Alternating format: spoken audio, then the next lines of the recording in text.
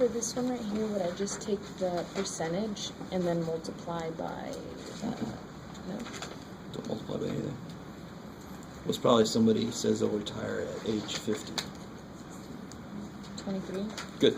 So the probability that there'll be at least 25 would be these people, or these people, or these people. So you just... Oh, yeah, I was thinking before 25. Okay.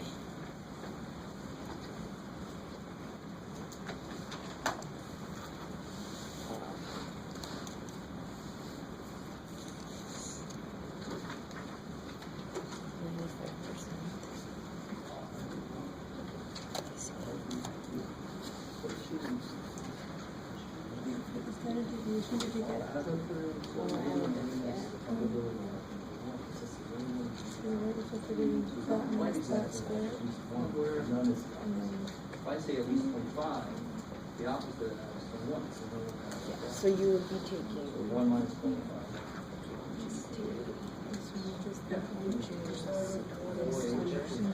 You did this. That square. Yeah, you got it. 4H 56. Yeah, it's actually a lot simpler. And then do exactly what you did. So basically it's asking you what is the probability that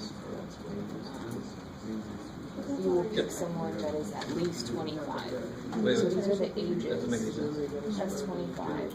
If they're at least 25 and they have You might have answered the 25 second or older. question So first. it would just be So from what's here down.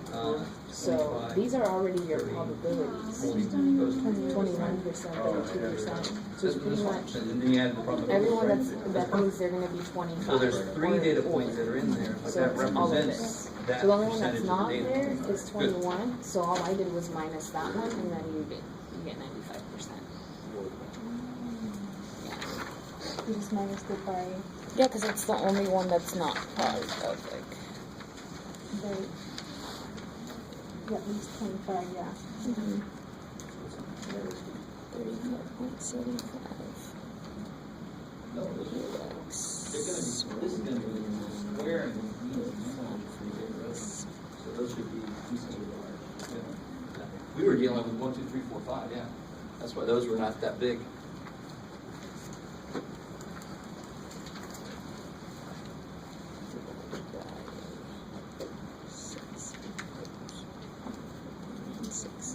Oh wait.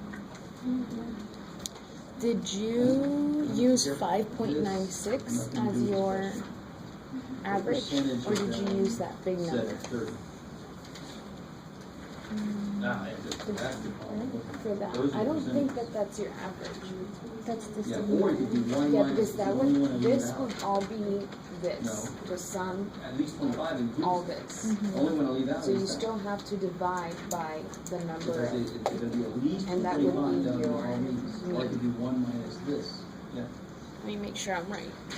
What did you get for your average? For the average? Yeah, 35.75? Exactly. So what? that's yeah, it. You those wouldn't three. divide by 6. So what percentage of the students No, you just added does those. that represent? 21% plus 32% plus 16%. So what percentage of the students fall in there? Yeah, 69. Yep. So how do you get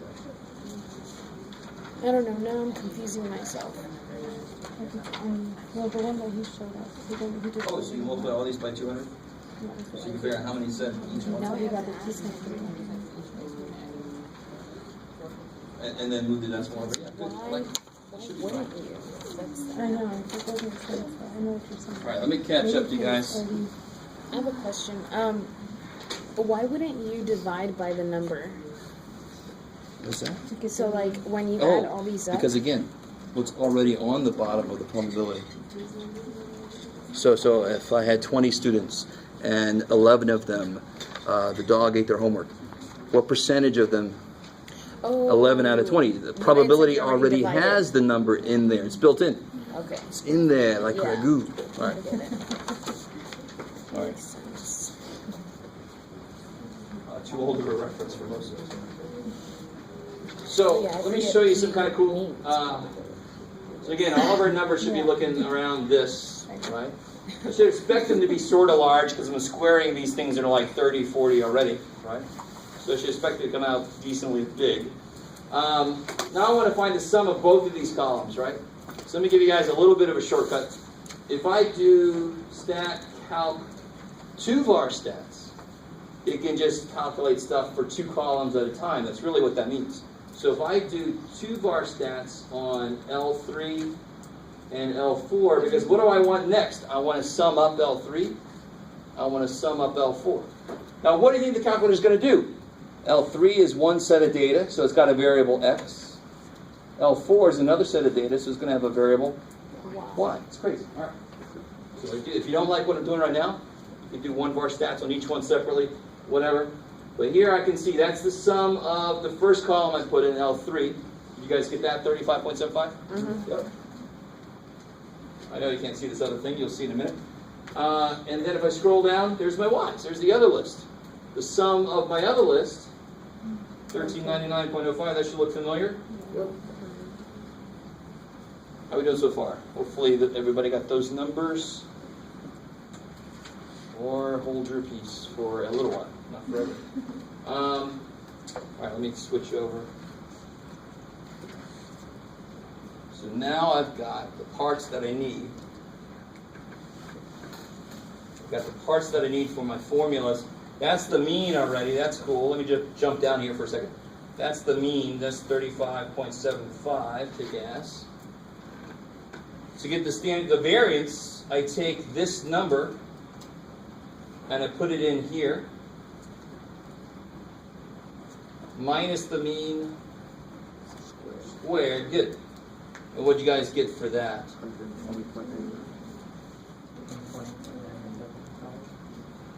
120.9875.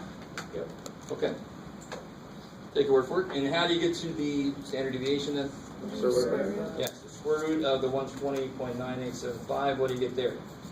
10.999. 10.999? Yep. Let me double check real quick.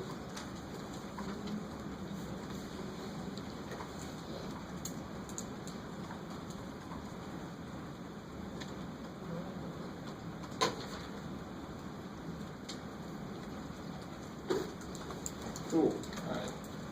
Somebody else that's working with it, you got something close. So be careful. Something went a little freaky. So 10.999. Beautiful. Beautiful. So let's go back up here for a second. Why is this valid probability distribution? Because the summation of p of x equals 1. Good. And so the sum is 1. X values or 0 is less than or equal to p of x, which is less than or equal to 1. Sweet. So if I ask you that question on a quiz, on a double quiz maybe, you must verify, don't just say those things, but actually show me, you don't have to show me, but like the sum of p of x equals 1, actually make sure that's true, because maybe it's 0.999. So I want you to say 0.999, which is close enough to 1. So be careful. So you have to say both, you have to check both of those two things. Now this one freaked us out a little bit, but once we see how to read this, what percentage of the kids said that they would retire at age 21? 95. 5%. So what percentage of the kids said they'd be at least 25 years old? 95. Yeah, you could either add up 25, 30, all those percentages, or you could do 1 minus 0.05. So it's an extension of the probability at least 1 idea. The probability of something is 1 minus whatever I left out. And if I say at least 25, I only left out 21. Now, at the same time, if you just add 25, 30, 40, 50, 65, you add all those probabilities, you get the right answer, who cares? But it's just a little quicker to do 1 minus 0.05, right? So I'm going to do something like that. So you got a little bit of a shortcut on that. How are we doing so far? Is that making sense? Okay, so this would be 95% chance. 95% of the kids said that. So now coming down here, part D. So put the mean in the middle. Now here I'm not asking about unusual. I just want you to go like, I always ask this question, what percentage is within 1 standard deviation? So if I go up 1 step and down 1 step, where do I end up down? 24.751. Yeah, 24.751, that makes sense? Because it's basically 11, right? So if I go up, 46.746. Blah, blah, blah. All right. Close enough. How we doing? Yep. Now here you got to be careful. Because if I said, how many kids said they'd retire at 25, you wouldn't just say one because it only shows up once. You'd have to say 21% of the 200 kids, right? So these are the percentages. So when I ask you what percentage of the kids fell within here, you first figure out, well, what did the people say to make them fall in here? They could have said 25, 30, 40. or 40. Right? Those are the three that would fall in there. You wouldn't say 3 divided by 5 like we did before. We did that before because they were all equally likely. It was just one list of numbers, right? Here, to figure out the full percentage, you go back up and you say, add those percentages. 21% said this, 32% said that, 16% said that. So what percentage is within one step? 69%. Which is really, really close to what interesting number? 70 is not an interesting number. 68 is an interesting number. Why the hell 68? You're like, I like 70. What's your problem? Why 68? Because that's if it was normal, there should be 68. So it looks kind of normal if you look at it, right? It starts low, goes high again a little bit, right? So it could be very roughly normal. Okay, is that cool so far? Because I'm going to ask you exactly this. And that's why I give you this worksheet, because these are all the kind of things I could ask you on a test or a quiz.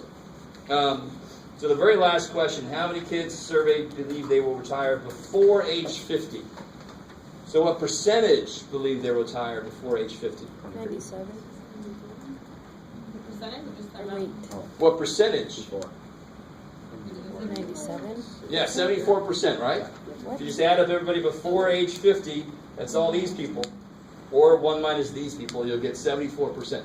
74% of what? 200, because it's 200 kids they talked to, right? So what is 74% of 200? 148. So I know at least one of you guys had a neat way of doing that. It works beautifully. I wouldn't necessarily teach it that way, but it works beautifully. Nothing wrong with it. I like it. Maybe. Is there anything on there freaky? Anything on there not really understood? Of course, this is, again, still relatively new for us. Okay. Guess if there's no questions, that's all I got. No questions.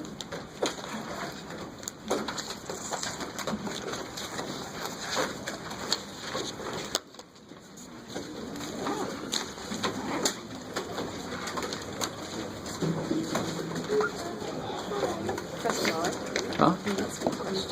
Yes.